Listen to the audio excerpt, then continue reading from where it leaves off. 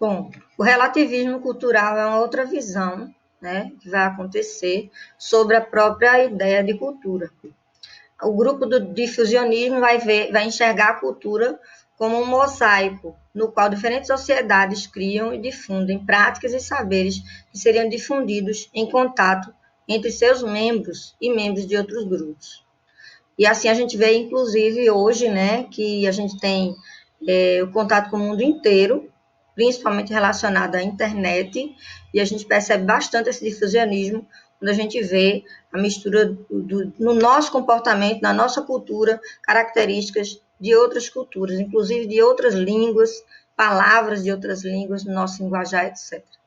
Culturalismo é a visão de que as diferenças culturais seriam resultado das trajetórias independentes dos grupos humanos.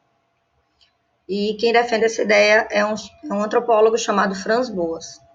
Funcionalismo é uma visão de análise da antropologia chamada etnografia, onde eles vão observar de dentro do grupo. Então, geralmente, o antropólogo vai conviver com o grupo, vai tentar absorver a cultura daquele grupo e anotar, né, tudo que ele compreender a partir daquilo que ele vivencia. É chamado funcionalismo. O estruturalismo é a visão de que a cultura é um conjunto de sistemas simbólicos, arte, religião, educação, que atuam de modo integrado e constituem a totalidade social. Quem analisa isso é Claude Lévi-Strauss, e ele vai usar a etnologia, que é a análise a partir da etnografia. Então, para explicar a cultura, eles vão vivenciar aquele ato cultural, aquela situação cultural, aquele grupo cultural, vai vivenciar aquela cultura e, a partir daí, vai escrever e estudar tudo aquilo que ele está observando. A etnologia é o estudo disso, e não só o registro.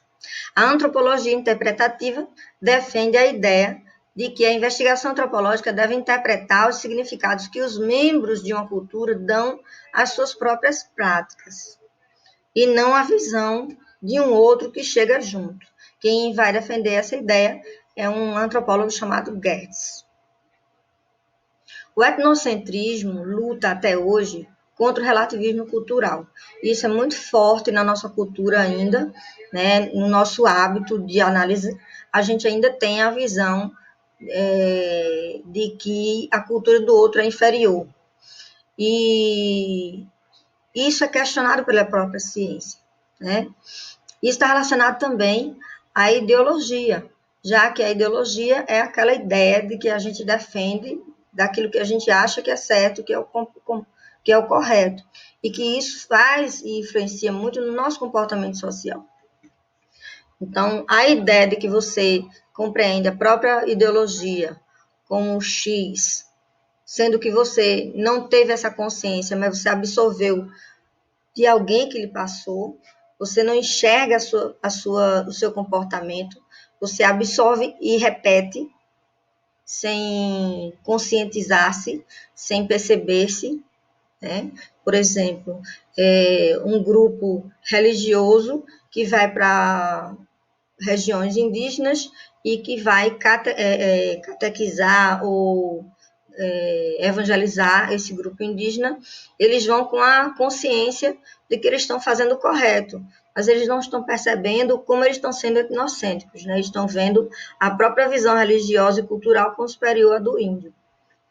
E a ideologia como visão do mundo está relacionada à nossa forma de enxergar realmente o mundo, essa consciência daquilo que a gente vê, e não a influência do outro, né? A gente ter certeza daquilo que a gente vê, daquilo que a gente enxerga, e compreender, né, que cada cultura tem a sua importância, e que se a gente está classificando e avaliando a cultura do outro, a gente vai estar sendo etnocêntrico.